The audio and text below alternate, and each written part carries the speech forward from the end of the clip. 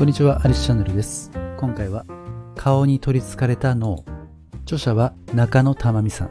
現在は大阪大学の教授。専門は脳認知学です。私たちの脳は顔に取り憑かれています。早速見ていきましょう。見られるように進化した顔。人間とはどこまでも顔が好きな生き物のようです。人の視線の軌跡を追うと、そのことをまざまざと感じることができます。現在では近赤外光カメラを使って人がどこを見ているかを調べることができるようになりました。映画やテレビを見ている時の人の視線を調べると、視聴者の視線は登場人物を追いかけるように動いており、背景には全くと言っていいほど向いていないのです。そして人物の目と口のあたりに視線が集中していました。これまでの研究によると、見ている時間の6割は目を、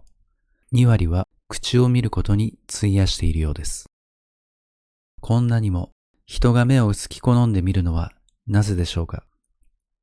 それは目がものを言うからです。ただ、これはすべての霊長類が手にしたものではなく、人間の進化の歴史の中で獲得されたものです。人間の目がものを言うように進化した可能性を最初に報告したのは、霊長類を研究する日本人研究者たちでした。彼らによると、木の上で生活している霊長類は、目の形が丸いのに対し、地上で生活している霊長類は、横に長く、白目に当たる部分が広いことが分かりました。地上での生活は敵や獲物がいないかを水平方向に幅広く見渡す必要があります。顔を動かすよりも目だけ動かす方が使うエネルギーは少なく済むため、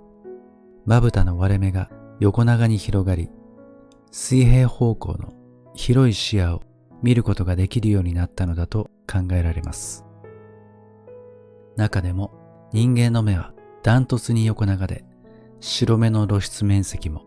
一番大きいのです。さらに、この白目が白いのも重要な特徴です。多くの霊長類は、この白目の部分が肌の色に近い茶色になっています。そのため、黒目の位置がわかりにくく、どこを見ているか、外からはわかりづらくなっています。そのおかげで敵からの不意打ちの攻撃を避けることができるのです。一方人間は横長の白目を持つため、自分が今どこを見ているのか他人にわかりやすくなっています。そのおかげで自分が関心を向けている対象に他人の注意を導くことができるようになりました。このように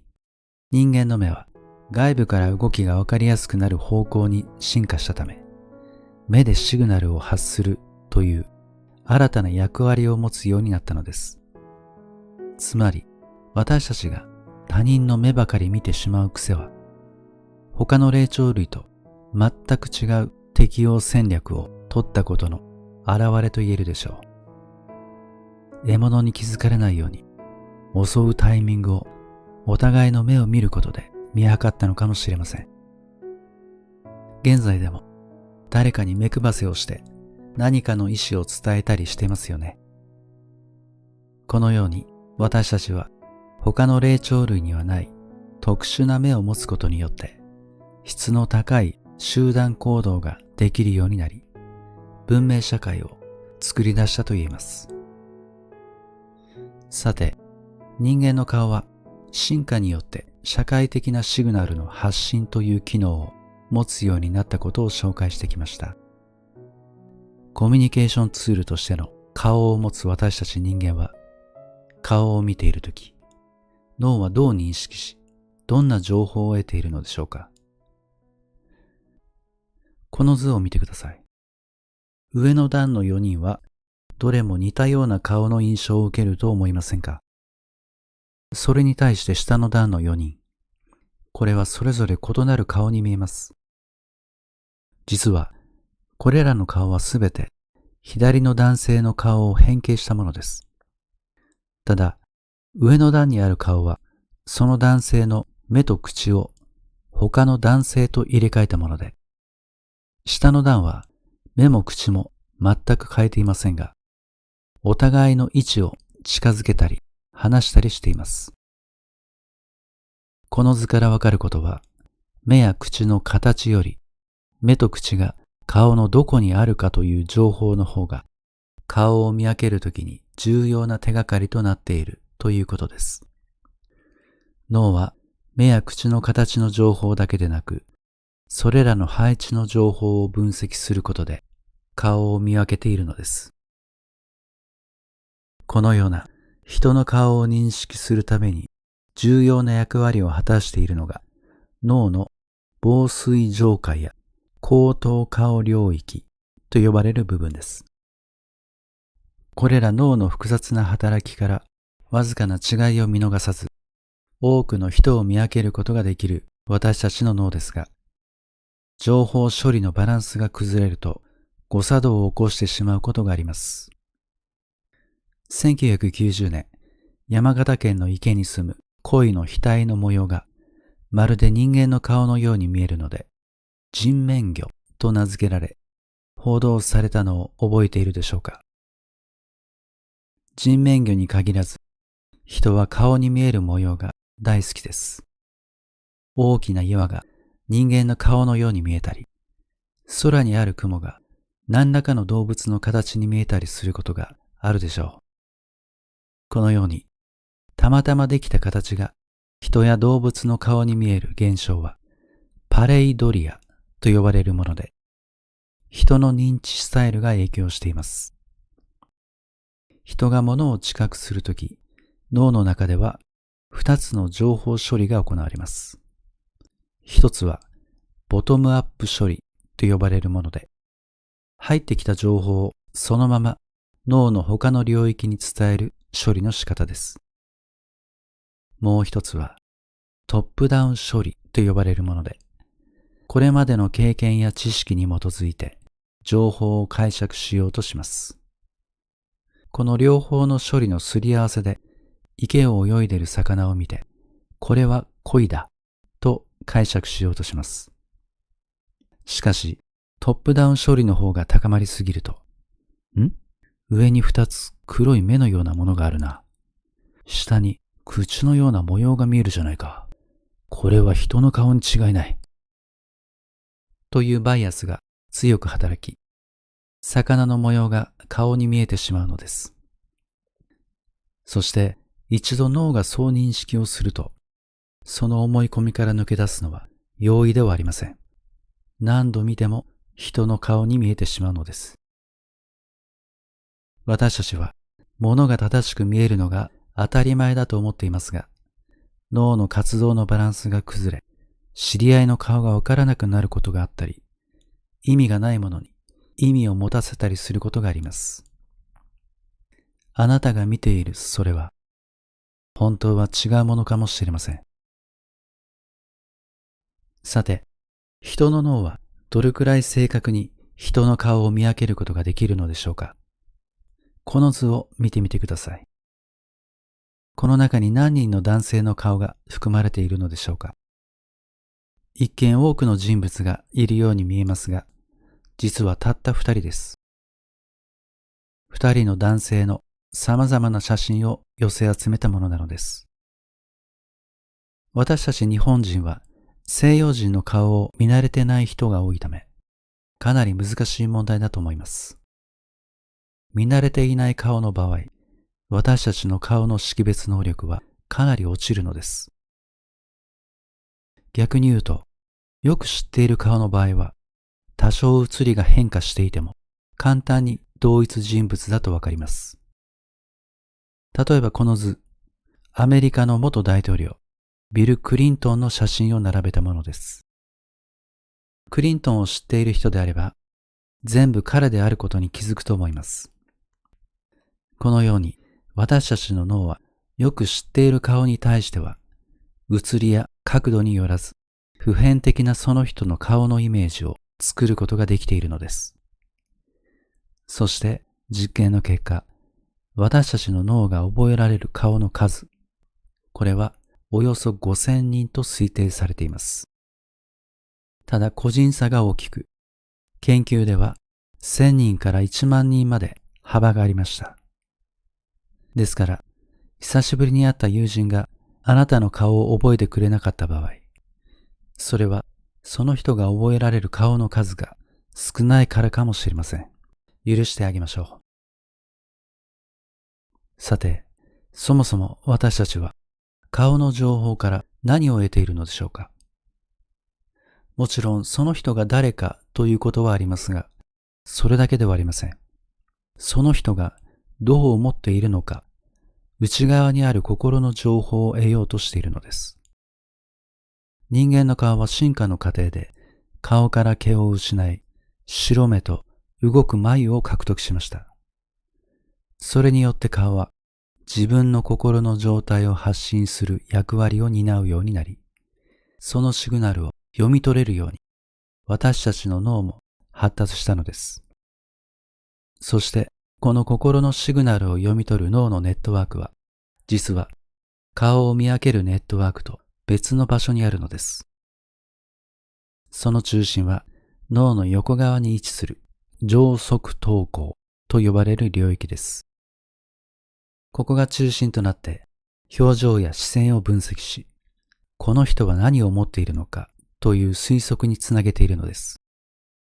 実はこの上側頭孔は人との関係性の分析にも関係があるようです。ちょっとこの画面を見てください。小さな丸に大きな四角が何度もぶつかる。そこに三角が現れて、二つの図形の間に入り込み、大きな四角にぶつかり、四角は外に弾かれる。この動きを見てきっとあなたはこう思ったことでしょう。大きな四角が丸をいじめていて、三角が丸を守るために登場して四角をやっつけた。このように脳の上側頭孔は動きに社会的な関係性を見出してしまう傾向があるのです。自分の顔と出会うとき、私たちは鏡を見て自分を認識できますが、いつから鏡に映ったその顔が私自身と気づくでしょうか。生後3ヶ月から2歳までの88人の子供を対象に胸像自己認知能力を調べたアムステルダムの研究によると、顔に映る自分の姿に対する反応は3段階で変化するそうです。まず、1歳未満の子供は鏡の中に映る自分を他人と認識して声を上げたりキスをしたりします。次に、生後1歳から1歳8ヶ月ぐらいの子供は鏡に対して尻込みをしたり泣き出したりするなど、鏡を避けるような反応を示します。そして生後2歳ぐらいからは、鏡に映る自分の姿を見て、はにかんだり、おどけた顔をしたりと、それが自分の姿であることを分かっているような態度をするようになるのです。また、この胸像認知能力は、人間以外の動物でも盛んに調べられてきました。言葉が話せない動物が自己という概念を持っているのか、それを知るために最適な方法だからです。様々な動物で胸像自己認知の能力が調べられました。ほとんどの動物は鏡に映った自分の姿を他の個体とみなす反応を示しましたが、オランウータン、ボノボ、イルカやゾウは鏡に映る自分の姿を自分と認識していることが明らかとなりました。胸像自己認知ができる生物は社会性や協調性が高い傾向が共通してあるようですが、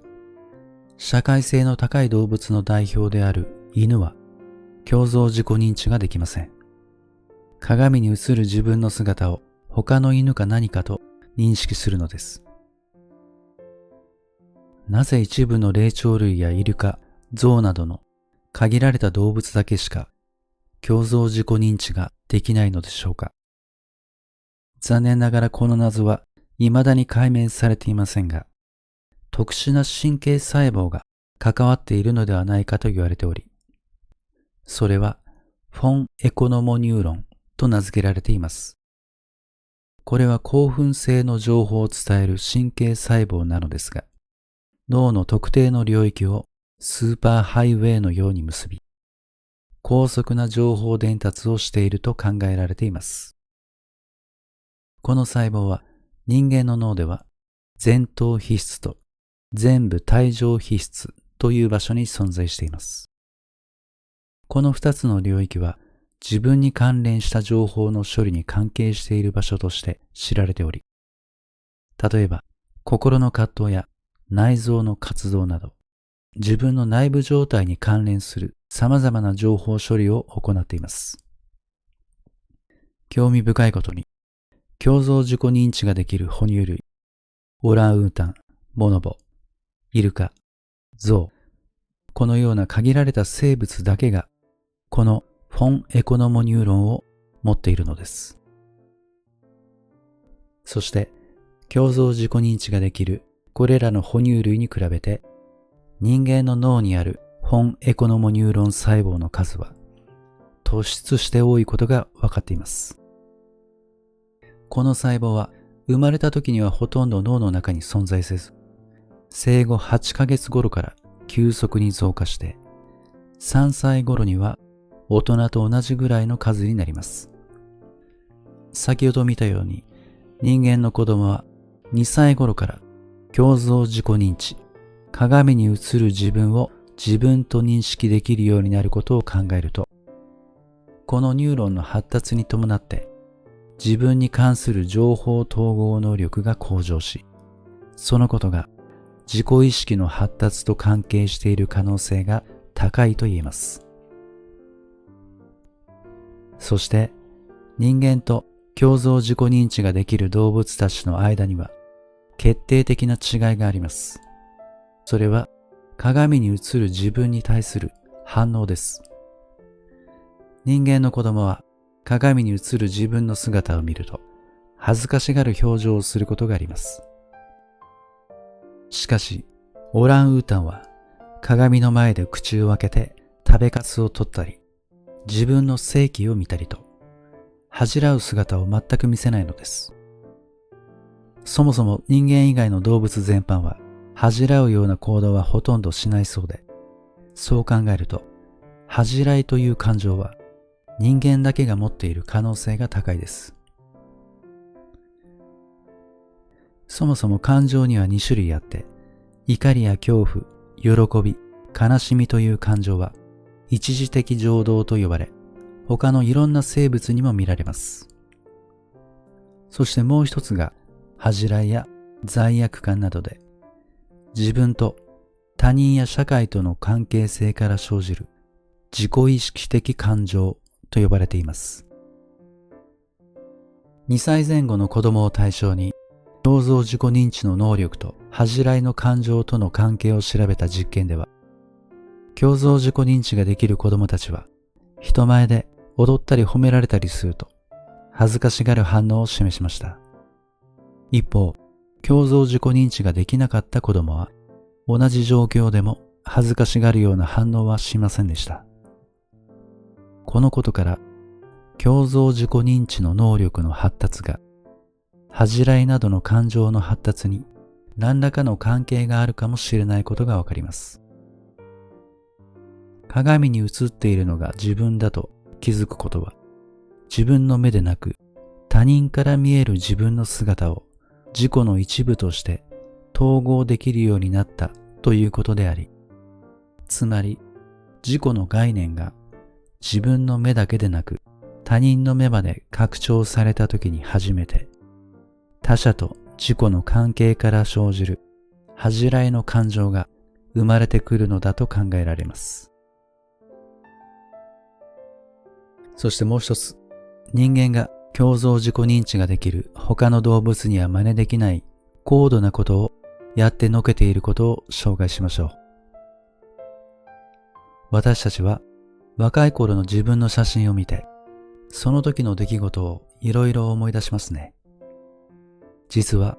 これも他の動物には見られない高度な自己認識の表れなのです。共像自己認知ができる他の動物でも、写真の中の自分を自分と認識することはできません。では、人間はいつから写真の中の自分がわかるようになるのでしょうか。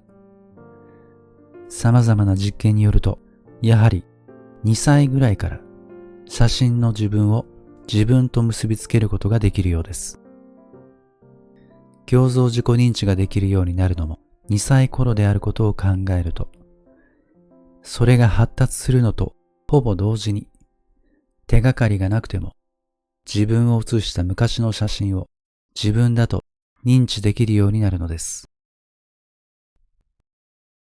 自分の顔に夢中になる脳。卒業アルバムの集合写真には、たくさんのクラスメートの顔が写っていると思います。その中から自分の顔をすぐに見つけられるでしょうか。ええ、あなたはおそらくすぐに自分の顔を見つけられるはずです。でも、友人の田中さんの顔を見つけるには、端から順番に調べていかないと見つからないでしょう。自分の顔は他人の顔よりも素早く正確に見つけられることが数多くの研究で報告されています。どうも自分の顔は脳の中でVIP扱いを受けているようなのです。我々は自分の顔を無意識に優先してしまう脳の仕組みを明らかにするため、自分の顔と他人の顔の写真に対する脳の活動を MRI で比べてみました。その結果、脳の一箇所に他人の顔よりも自分の顔に対して強い活動を示した領域が見つかりました。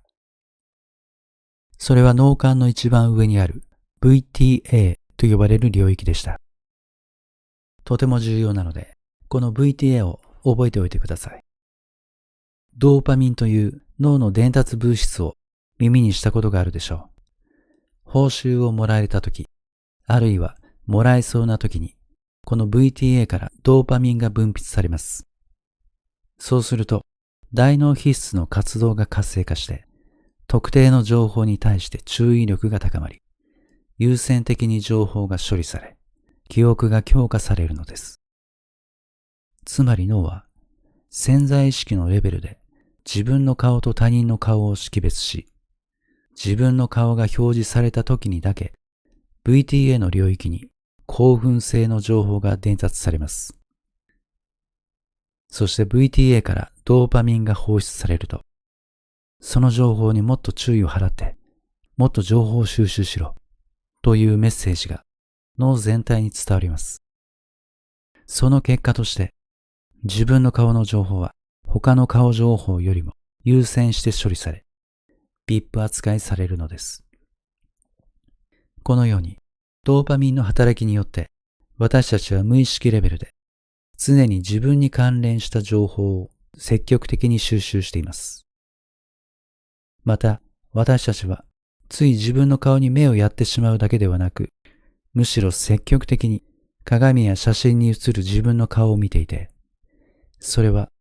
インターネットの普及によりさらに拍車をかけました。最近では自分の顔写真をアプリなどで加工している人が増えていますね。実は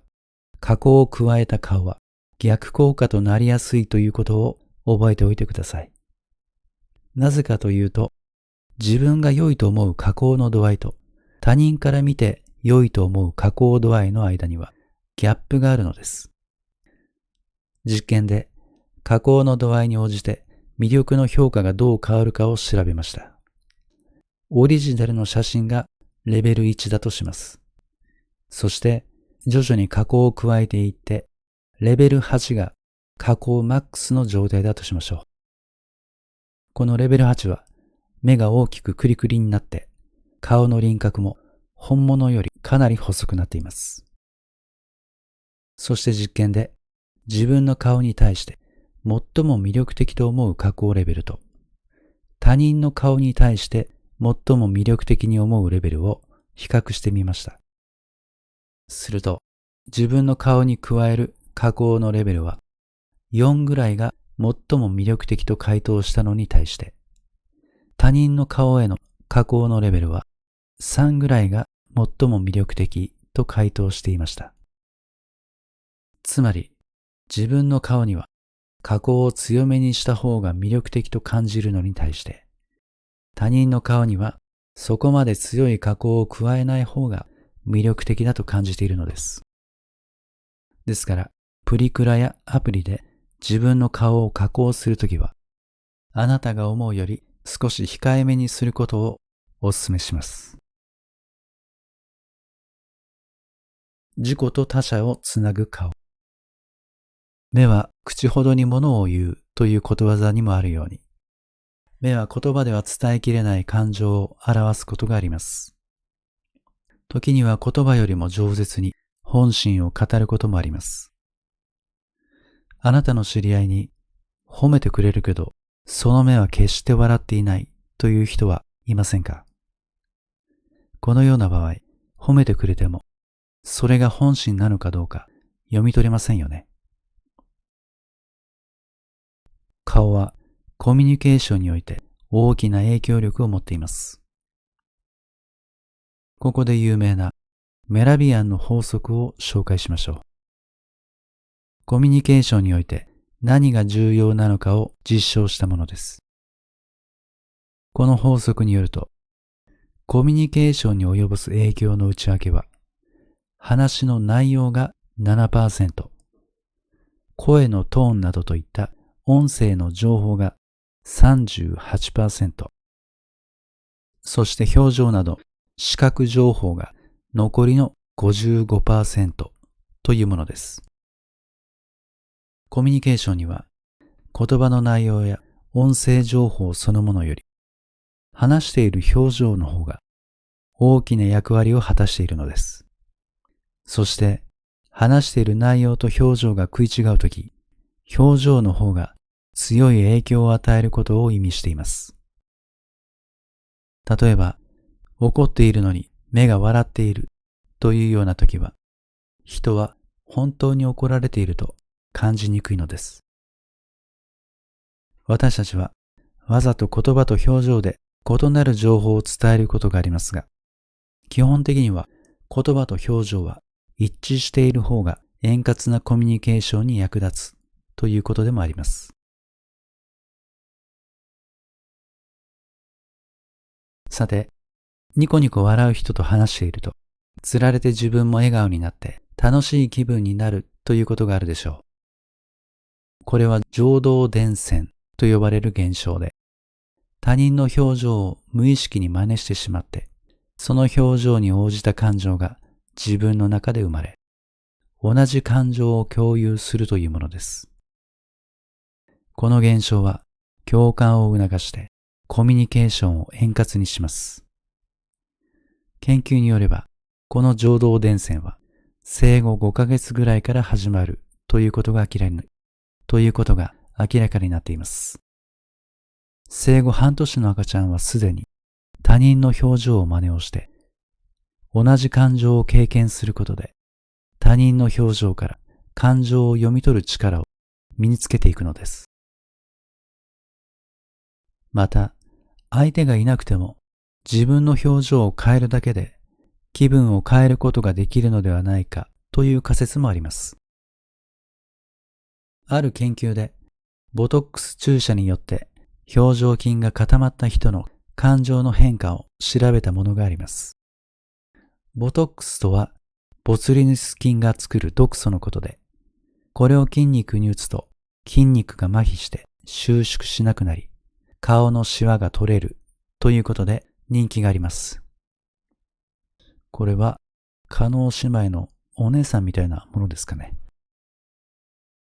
このボトックス注射によって特定の表情を作れなくなった人の感情がどう変わるかを調べました。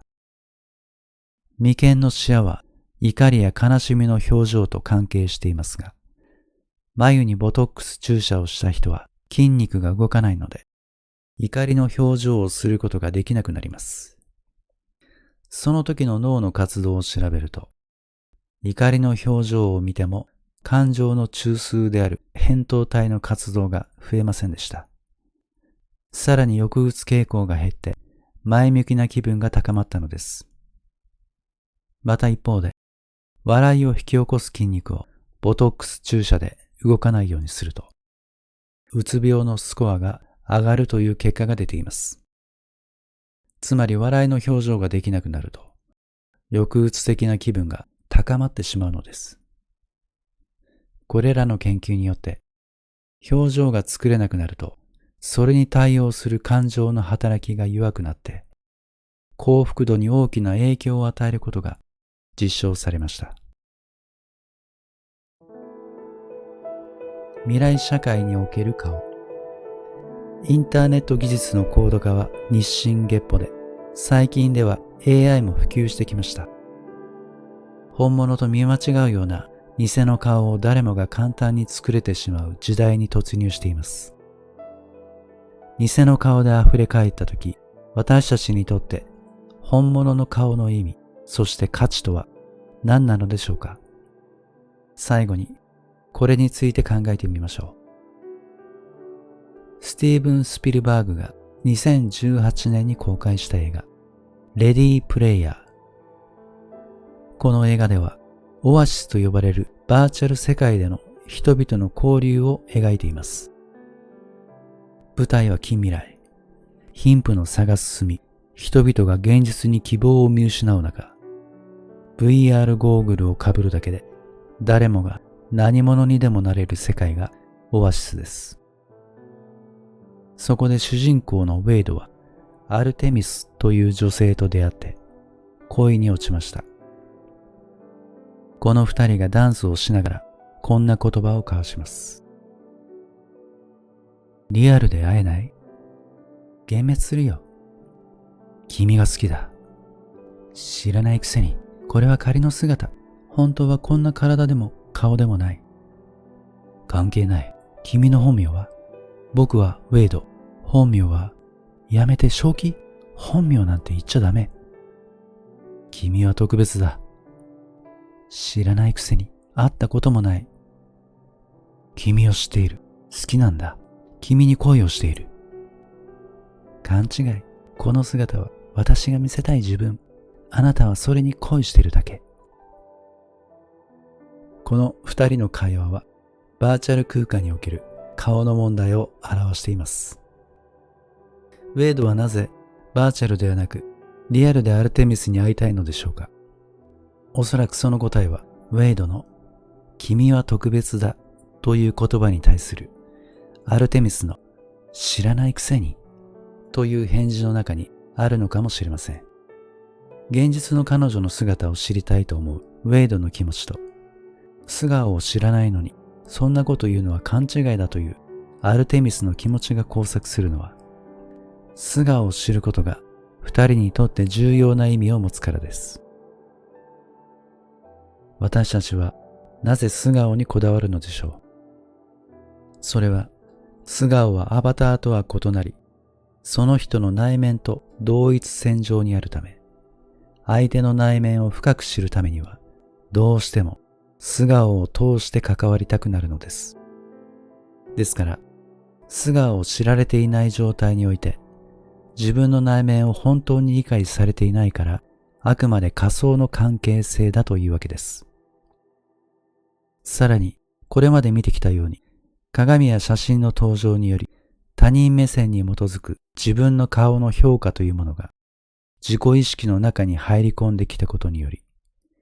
表情は単に内面を見せるものではなく、内面に大きな影響を与えています。そうなると、なおさら素顔が私を具現化したものとして重要性を増してくるわけです。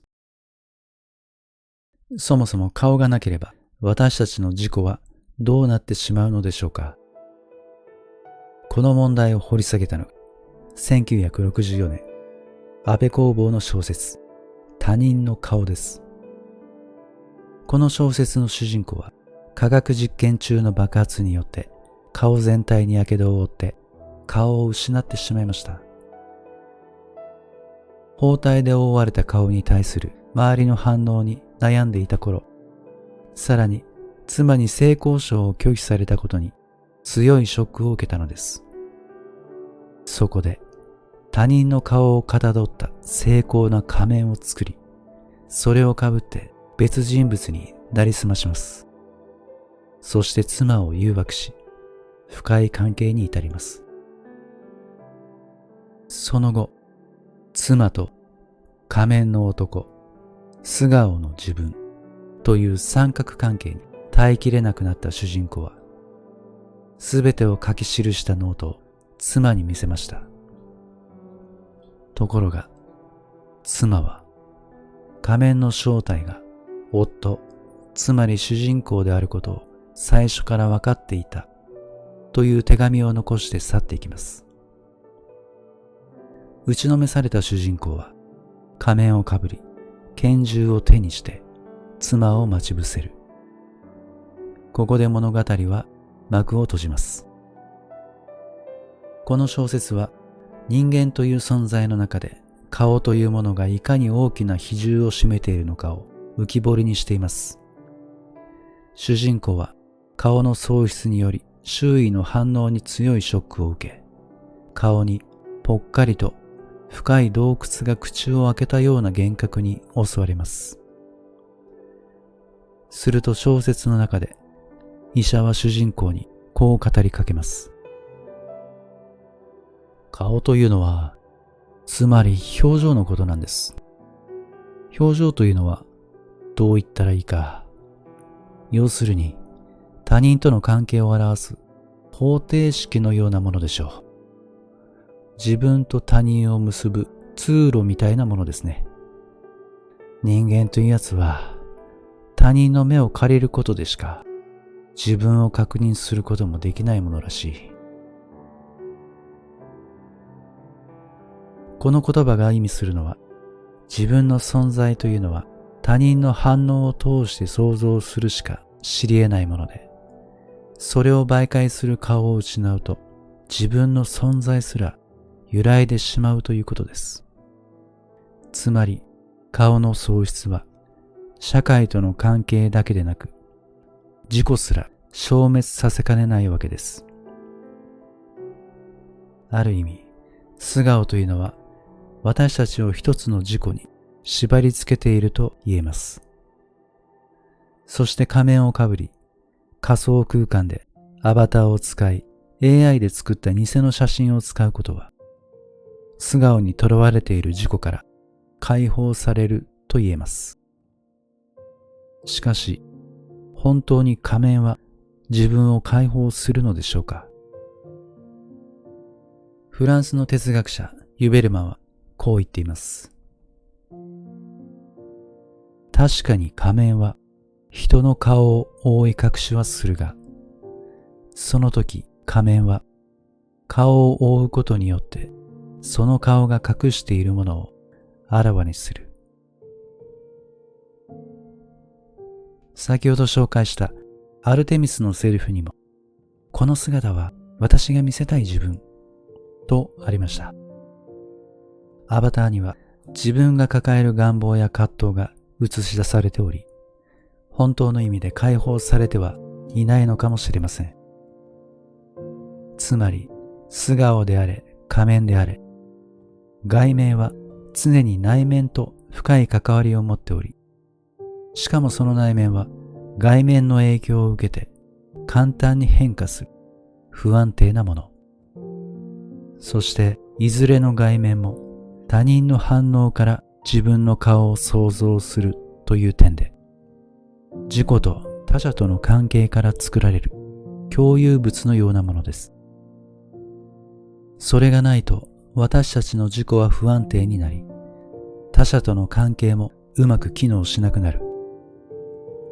つまり、本当の顔であれ、偽の顔であれ、顔というものは私たちが社会で生きていく上で不可欠な通路なのです。